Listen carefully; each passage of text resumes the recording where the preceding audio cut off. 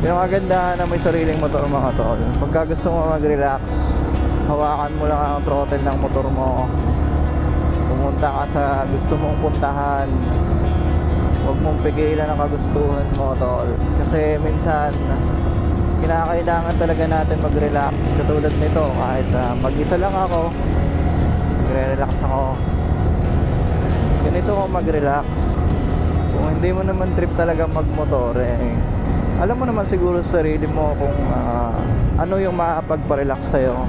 Punta ka sa beach, punta ka sa rest house mo, punta ka sa bukid, or kung gusto mo naman mag-hiking ka, bahala ka tol.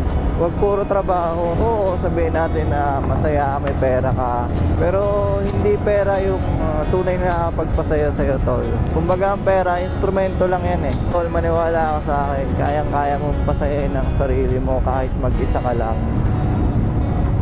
Hindi mo kailangan dumepende sa ibang tao, kasi minsan sila pa yung hihila sa'yo para umayaw ka sa mga kagustuhan mo.